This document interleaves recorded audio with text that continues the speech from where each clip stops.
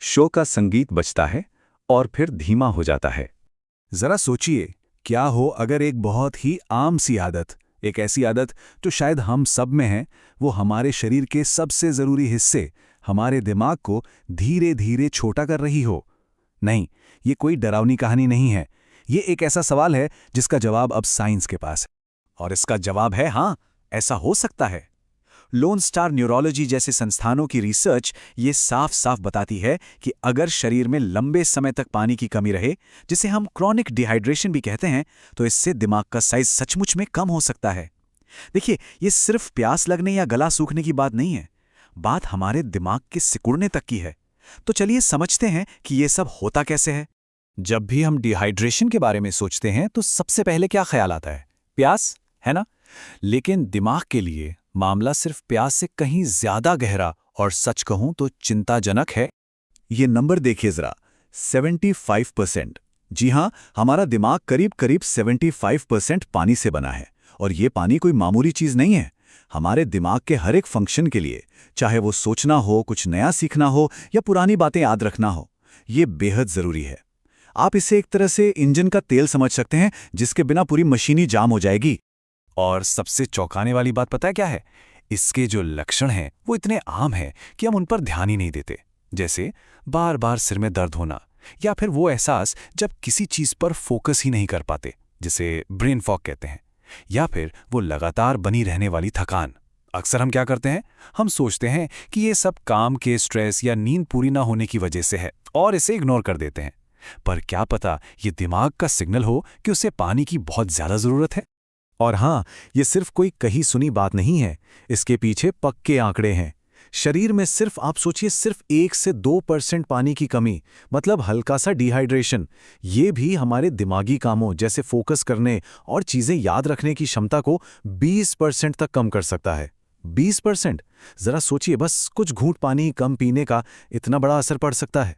अच्छा, इस पूरी चीज को समझने का एक और बड़ा आसान तरीका है।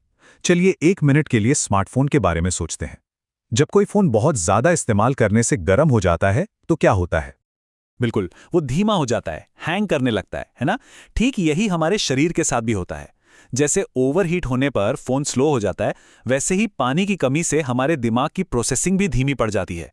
जैसे फोन की बैटरी तेजी से खत्म होने लगती है, हमारा शरीर भी ज्यादा एनर्जी खर्च करने लगता है। ये मानो एक तरह का सिस्टम अलर्ट है, एक वार्निंग। तो यहां समझने वाली बात यह है कि जैसे गर्मी और स्ट्रेस फोन के अंदर के पार्ट्स को नुकसान पहुंचाते हैं, ठीक उसी तरह पानी की कमी से पैदा हुआ स्ट्रेस हमारे शरीर के अंदरूनी सिस्टम को अस्थिर और कमजोर बना देता है। हमारा शरीर भी तो एक हाई परफॉर्मेंस मशीन ही है, और हर मशीन की तरह इसे भी ठंडा रखना बहुत जरूरी है। तो सवाल ये उठता है कि इस ओवरहीटिंग से बचा कैसे जाए? पहला तरीका तो है शरीर को बाहर से ठंडा रखना, और इसके पीछे का जो साइंस है ना, वो काफी मजेदार है। ये साइंस एक शब्द से जुड़ा है, अल्बेडो। अब ये सुनने में थोड़ा टेक्निकल लग सकता है, पर इसका मतलब बहुत सिंपल है। अल्बेडो बस ये बताता है कि कोई भी सरफेस कितनी रोशनी को वापस भेजता है, यानी रिफ्लेक्ट करता है।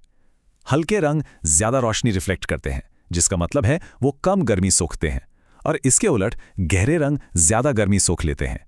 और ये सिर्फ किताबी बातें नहीं हैं। जरा इस जापानी स्टडी के डेटा पर नजर डालिए। ये बार चार्ट साफ साफ दिखा रहा है कि शरीर पर गर्मी का कितना बोझ पड़ता है। आप देख सकते हैं, बिना कपड़ों के शरीर सबसे ज्यादा गर्मी सोखता है। गहरे टाइट कपड़े पहने तो हालत थोड़ी बेहतर होती है, लेकिन सबसे कमाल का रिजल्ट देखिए, हल्के रंग के ढीले ढाले कपड़ों में शरीर पर गर्मी का बोझ आधे से भी कम हो जाता है। ये बहुत बड़ा फर्क है। तो इस स्टडी का सार क्या निकला? यही कि गर्मी से बचने का सबसे कारगर बाहरी तरीका है सही कपड़ों का चुनाव। ऐसे कपड़े जो सूरज की गर्मी को शरीर तक पहुंचने से पहले ही वापस भेज दें। लेकिन देखिए, बाहर से तो हमने सुरक्षा कर ली, पर दिमाग को जो असली ताकत चाहिए वो तो अंदर से ही मिलेगी। और वो ताकत आती है सही हाइड्रेशन से। और सबसे अच्छी बात यह है कि हाइड्रेटेड रहना कोई रॉकेट साइंस नहीं है, ये बहुत आसान है। बस कुछ छोटी छोटी आदतें डालनी है। जैसे अपने दिन की शुरुआत पानी से करें। हमेशा अपने पास एक पानी की बोतल रखें ताकि बार बार पीने की याद आती रहे। और अपने शरीर के सिग्नल्स को पहचानना सीखें, जैसे यूरिन का रंग। अगर वो हल्का पीला है तो इसका मतलब है कि सिस्टम एकदम सही चल रहा है। जैसा कि लोन स्टार न्यूरोलॉजी का ये कोट भी कहता है कि हाइड्रेटेड रहना अपने दिमाग की देखभाल करने के सबसे आसान लेकिन सबसे ताकतवर तरीकों में से एक है। मुझे लगता है इससे ज़्यादा सिंपल और असरदार तरीका शायद ही कोई और होगा। तो आखिर में बस एक सवाल है सोचने के लिए। हमारा दिमाग, जो हमारी पूरी दुनिया को कंट्रोल करता है, वो खुद 75% पानी से बना है। तो क्या हम उसे वो दे रहे हैं जिसकी उसे बेहतर काम करने के लिए, जिंदा और तेज रहने के लिए जरूरत है? इसका जवाब हम सबके पास है।